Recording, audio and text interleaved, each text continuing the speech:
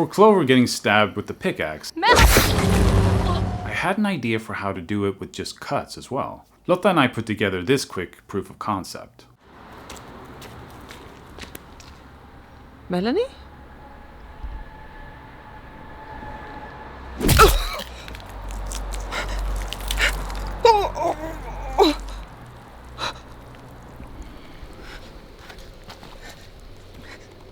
The idea here being that you show the full body of the actress to show that there's no pickaxe there. Then you cut away, and when you cut back, it looks like it's the same setup, but now there's a pick poking out of her chest right below frame. Then you just quickly reveal it, and with a sound effect, it's pretty effective. The found footage scenes were both fun and challenging.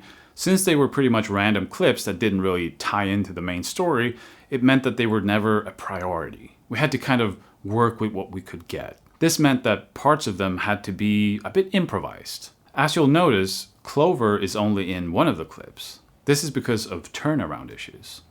You see, when you shoot a movie, actors and crew members have to have a certain amount of time off. You can't shoot for 15 hours and then expect the actor to be back for the next day of shooting just 3 hours later. So, for example, in the script, it was Clover that had bleeding eyes, but we had to look at what actor we could use that wouldn't get us into turnaround issues.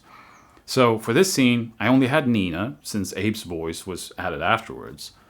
But it was kind of exciting to come up with things on the spot. I knew we had Max's head and body parts from when we blew him up, so I was like, hey, get his head and arm and put on the floor here. And then I asked Maxime, the DP, can you get me some flickering firelight coming from down the hallway? If we add some smoke, it will seem like there's a fire going on. Just stuff thrown in on the day to make it feel like, what the hell just happened here? For the found footage clip with the tall man in the corridor, I had this idea of using a scaled down set. What the fuck? What the fuck is that? Is that a person? Holy shit! We built this corridor in 2 sizes. So we shot the actors going down one end of the full-size corridor. Then when the camera whips around, there's a cut. And now we're in a hallway that's just 60% as big. And the camera operator is sitting on a stool with wheels. And the tall man is me wearing a small mask. I wanted to make sure that this really worked. So during the whip pan, we switched to a wider lens since the same lens would capture less of the set now that it's shrunken down. And since this was basically like shooting a miniature, I also made sure to shoot at a slightly higher frame rate. When calculating the frame rate to shoot a miniature at, you take the square root of the scale and multiply it by your normal frame rate. Super easy to remember, and I never have to look it up. Oh, he's got it, Abe. Oh! What? Is it gone? Is it gone?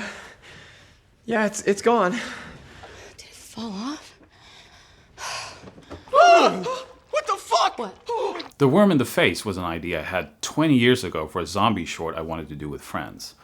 Back then I figured that since I would have to do it myself, it would have to be a digital effect. But here I asked AAFX if they could do it practically, and they could. So this kind of wiggles around like this and then goes into her face.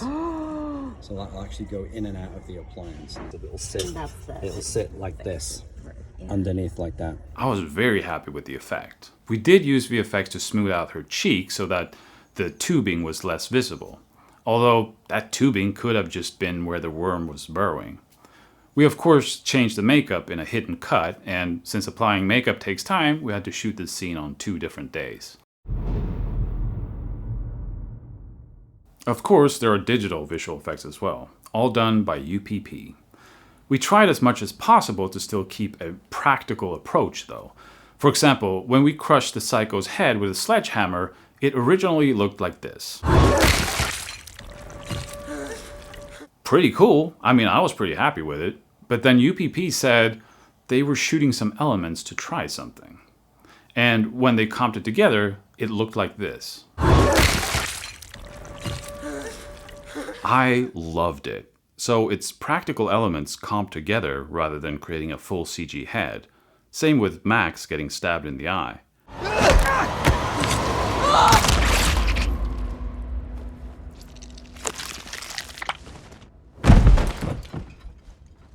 We shot a dummy head, but it didn't have an eyeball. It just had an empty socket ready to get stabbed. So we also shot Michael's real head in front of a blue screen and put it together with the shot of the dummy head. Until Dawn actually has over 400 visual effects shots, almost as many as the movie Independence Day. Wait, what? A mostly practical movie has the same number of VFX shots as a movie with spaceships, aliens, and explosions? Yes, because Until Dawn is a modern day movie. And these days, you fix things, like European road signs, these wires holding onto the diffusion balloons, any wires for stunt work, of course, blood continuity, blue screen work, painting out microphone reflections, putting footage on TVs and phone screens. Now, I wanted the Wendigos to have white eyeballs, and we did test lenses like that, but the problem is that the actors are then completely blind. So it makes everything harder, less safe, and takes too much time. So all the Wendigo eyes in the film are done with VFX. And we never had more than 5 Wendigos on set at once, so when you need more, you have to shoot them in several passes and comp together. The rain wall was a practical rig, but for some shots the rig was in frame, and the fog needed a lot of help since our smoke would just blow away. And of course, in a Sony movie, you will only ever see Sony electronics. There are some bigger, more obvious VFX shots like this guy and matte painting stuff. Mostly though, it's all those little fixes that add up. This is just how movies are made these days. In Raiders of the Lost Ark, they had to physically remove hundreds of TV antennas from rooftops, while today, you just paint them out. Thank you for clicking on our video, everybody. If you like what you saw here, please make sure you like the video and subscribe and share with your friends who like this sort of content. Joblo remains an independent company, and we appreciate all of your support.